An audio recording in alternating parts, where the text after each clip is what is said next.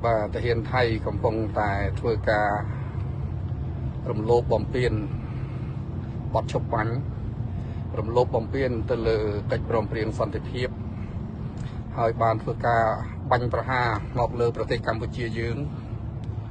โดยอาวุธทนงนกรุ๊ปประเภทรวมទាំងរថក្រោះរថពីដែកក៏ដូចជាកភ្លើងថ្លង់អាតេរីทนងន155មីលីម៉ែត្របាទបាញ់តាំងពីព្រឹករហូតមកដល់នេះគឺមិនតន់ថមថយនៅឡើយទេបាទហើយនេះគឺជាទង្វើរំលោភបំពានយ៉ាងធ្ងន់ធ្ងររបស់ថៃមកលើបរណភាពទឹកដីកម្ពុជារំលោភច្បាប់អន្តរជាតិរំលោភបទច្បាញ់គ្នារំលោភកិច្ចព្រមព្រៀងសន្តិភាពបាទតែខ្លួនជាអ្នកចុះហត្ថលេខានៅចំពោះមុខនាយករដ្ឋមន្ត្រីម៉ាឡេស៊ីនិងប្រធានាធិបតីអាមេរិកដូណាល់ត្រាំ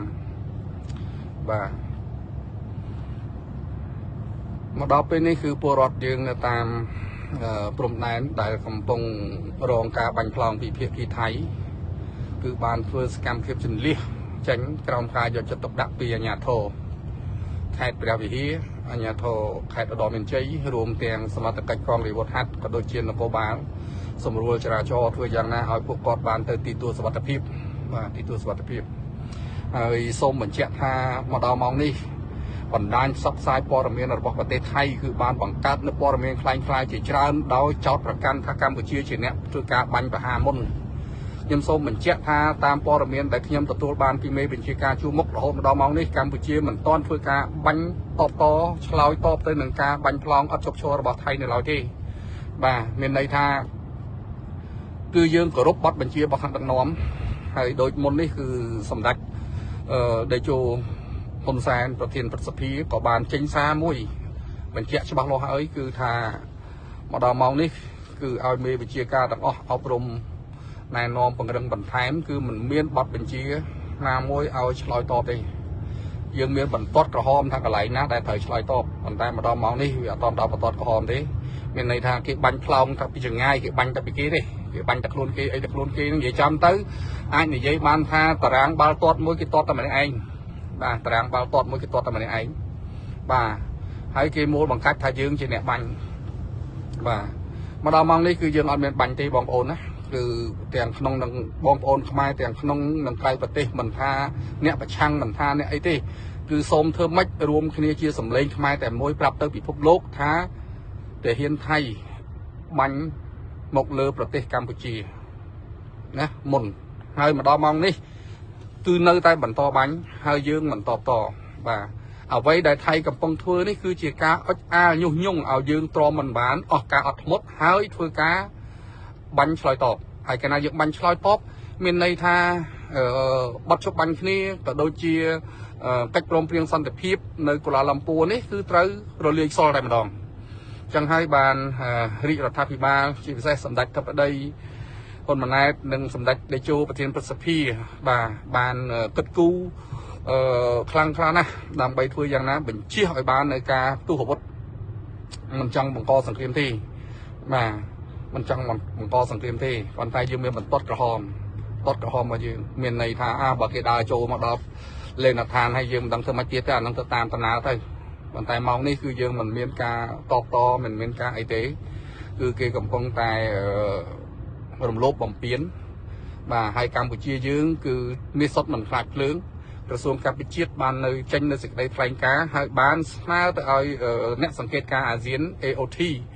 បានចុះស៊ើបអង្កេតទៅលើរឿងនេះដើម្បីបញ្ជាក់ការពិតកុំឲ្យសាច់ទឹកដាក់គ្នាកុំឲ្យចេះតែឆ្លោយយកត្រូវរៀងខ្លួនបាទឥឡូវបើសិនជាម៉ោងនេះអ្នកសង្កេតការណ៍អាស៊ានចុះទៅដឹងហើយថាភាគីកម្ពុជាអត់មានផ្ទុះអាវុធទេអត់មានផ្ទុះអាវុធទេអ្នកដែលបាញ់គឺបាញ់ពីប្រទេសថៃមកទាំងអស់បាទពីប្រទេសថៃបាទចឹងខ្ញុំចង់បញ្ជាក់ជូនតែប៉ុណ្្នឹងទេហើយមកដល់ម៉ោងនេះគេប្រើកាភ្លើងធនច្រើនណាស់រហូតដល់ S16 ទៀតបាទ S16 ទៀតបាទនេះគឺជាទង្វើព្រៃផ្សៃរបស់ខាងទាហានថៃមកលើប្រទេសកម្ពុជាយើងហើយយើងអាណិតណាស់កុមារអត់បានរៀនសូត្រចាស់ជរាជនពិការប្រជាពលរដ្ឋកសិករស្លូតត្រង់នៅតាមព្រំដែនត្រូវបង្ខំចិត្តចន្លៀសចេញបាទចន្លៀសចេញហើយបងប្អូនត្រូវយល់ថាទង្វើរបស់ថៃនេះដែលកំពុងតែបង្កើតព្រឹត្តិការណ៍ឈ្លានពានបាញ់ប្រហារមកលើប្រទេសកម្ពុជាយើងនេះគឺបង្ហាញអំពីភាពអសមត្ថភាពរបស់នាយករដ្ឋមន្ត្រីអានុទីន របស់ថៃដែលគ្មានសមត្ថភាពសង្គ្រោះពលរដ្ឋអំពីគ្រោះទឹកជំនន់នៅខេត្តសង្ខ្លាភាគខាងត្បូងផងបណ្ដាលឲ្យពលរដ្ឋស្លាប់រហូតដល់ពលរដ្ឋថៃស្លាប់រហូតដល់1160នាក់និងគ្មានសមត្ថភាពក្នុងការរៀបចំព្រឹត្តិការណ៍ SEA Games លើកទី33ផងដែរដែលធ្វើឲ្យសង្គមថៃប្រទេសថៃប្រជាជនថៃ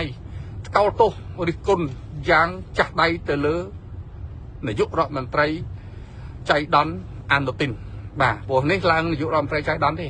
គ្មានដឹងងងអីទេឡើងមកនេះធ្វើគេហៅថាមុខហ្មងហើយដល់ពេលឡើងមក4ខែនេះគឺប្រជាប្រិយភាពអត់មានអញ្ចឹងដើម្បីស្ដារមុខមាត់ឲ្យខ្លួននឹងថារៀងគ្រាន់បើចង់បានការគ្រប់គ្រងពីប្រជាជនថៃមកវិញខ្លះហ្នឹងគឺគេបង្កើតអារិភាពបង្កចំនួនជាមួយកម្ពុជាណាអញ្ចឹងគេបាញ់នេះគេបាញ់ដើម្បីណាស្ដារមុខមាត់គេចង់យកប្រជាប្រិយភាពនិយាយចាំទៅពូជថៃនេះថោកទៀតថាពេលដែលវាមានវិបត្តិផ្ទៃក្នុងពេលដែលវាមានបញ្ហានៅក្នុងប្រទេសវាតែងតែយកប្រទេសកម្ពុជាធ្វើជាគេហៅថាធ្វើជាស្ពានឬក៏ហៅថាអាចនិយាយបានថាខ្ចីជីកបីច្រឡំហុកហ្នឹងហើយវាបង្កើតព្រឹត្តិការណ៍អញ្ចឹងហើយខ្ញុំចង់ជម្រាបជូនបងប្អូនយើងប៉ុណ្ណឹងជួយ share គ្នាជួយប្រាប់គ្នាទៅកាន់ពិភពលោកថាថៃកំពុងតែឈ្លានពានកម្ពុជាថៃកំពុងតែរំលោភបទឈប់បាញ់គ្នាថៃកំពុងតែរំលោភលើកិច្ចព្រមព្រៀងសន្តិភាពណារំលោភច្បាប់អន្តរជាតិហើយកម្ពុជាមិនតបតទេនេះជាសារដែលយើងត្រូវចេញហើយមួយទៀតខ្ញុំចង់ជម្រាបជូនទៅដល់បងប្អូនកម្លាំងជួរមុខទាំងអស់ក៏ដូចជាប្រជាពលរដ្ឋក៏ដូចអ្នកសារព័ត៌មានណាដែលនៅតាមបណ្ដោយព្រំដែនគឺសូមមេត្តាធ្វើយ៉ាងណាកុំថតសកម្មភាពចល័តទាត់កុំថតសកម្មភាពចល័តសពាវុធរបស់យើងនិងកុំថតរូបតាមលេនដ្ឋានបញ្ជូនចេញមកក្រៅពីព្រោះវានឹងបង្កគ្រោះថ្នាក់ដល់កម្លាំងជួរមុខរបស់យើងសូមឲ្យបងប្អូនកម្លាំងជួរមុខទាំងអស់កុំប្រើប្រាស់ smartphone នៅក្នុងពេលដែលកំពុងណាច្បាំងគ្នាបែបនេះអញ្ចឹងធ្វើម៉េចរក្សាសុវត្ថិភាពគឺបិទទូរស័ព្ទ smartphone បាទពួកគេមានម៉ាស៊ីនគេ trick យើងគេហៅថា scan រកទីតាំងរបស់យើងអញ្ចឹងយើងកុំប្រើឲ្យសោះនៅជួរមុខនេះនៅតាមលេនដ្ឋានណាកុំបញ្ជូនរូបថតចេញកុំថតវីដេអូចេញណាខាងបងប្អូនយើងនៅសមរភូមិក្រោយនេះមានតែលើកដៃសាពះធ្វើម៉េចជូនពរបងប្អូនជួរមុខយើងឲ្យមានសុវត្ថិភាពតែសូមកុំនាំគ្នាថតរូបបញ្ចេញមកក្រៅបងប្អូនយើងដឹងហើយការលះបង់របស់បងប្អូនយើងដឹងហើយថាការលំបាករបស់បងប្អូនតែធ្វើម៉េចកុំបញ្ចេញនៅវីដេអូឬក៏រូបភាពទាំងឡាយណាដែលបង្ហាញអំពីទីតាំងឈរជើងអំពីលេនដ្ឋានអំពីអីហ្នឹងបាទណាហើយបងប្អូនយើងនៅតាមដងផ្លូវបើឃើញការចល័តស្អីហ្នឹងសពាវុធឬក៏អាវុធអីហ្នឹងគឺធ្វើយ៉ាងណាកុំថតបរហោះណាហើយព័ត៌មានទាំងឡាយណាសូមកុំប្រញាប់ផ្សាយចេញទោះបីយើងដឹងច្បាស់ឬយ៉ាងណាក៏ដោយគឺសូមរងចាំក្រសួងកាពិជាតិបញ្ចេញទើបយើងចេញតាមក្រោយណាពីព្រោះព័ត៌មានខ្លះខ្ញុំឃើញអ្នកដែលយកព័ត៌មានខ្លះគឺ copy ឬបកប្រែចេញពីព័ត៌មានថៃដែលជាព័ត៌មានคล้ายញុះញង់ណាឲ្យយើងមានការយល់ច្រឡំគ្នាយកមកផ្សាយជាពិសេសគឺខាងមនុស្សដែលគ្មានវិជ្ជាជីវៈហ្នឹងគឺភាគច្រើន copy ពីថៃមកតែម្ដងបកប្រែពីថៃយកមកបង្ហោះ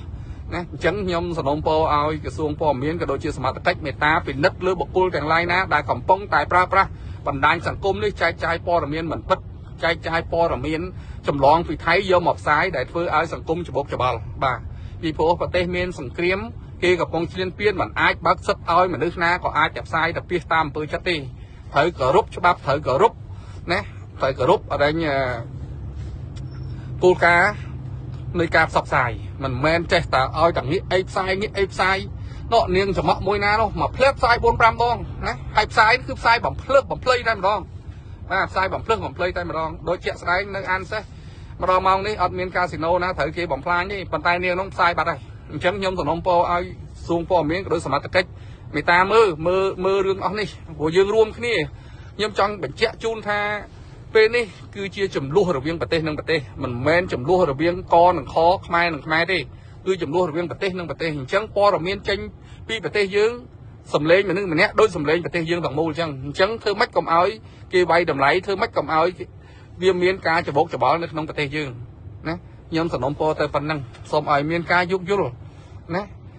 ពីព្រោះអត់ចង់បានលៃxeទេម៉ោងនេះគឺម៉ោងត្រូវស្ដាប់គោលការណ៍របស់ថ្នាក់ដឹកនាំមិនមែនថាយើងបិទមិនឲ្យផ្សាយទេម៉ោងនេះអ្នកកសែតទៅតាមព្រំដែនគឺទៅអស់បាត់ទៅហើយខ្ញុំមកវិញទៅទិញចេញយឺតជាងគេនេះខ្ញុំតែមិនចាញ់បាទហើយសង្ឃឹមថាខ្ញុំទៅដល់បានព័ត៌មានថ្មីខ្ញុំនឹងជម្រាបជូនបន្តជូនបងប្អូនយើងបាទអញ្ចឹងខ្ញុំសូមបិទការ live ប៉ុណ្ណេះសូមអរគុណសូមជម្រាបលាបងប្អូនទាំងអស់គ្នា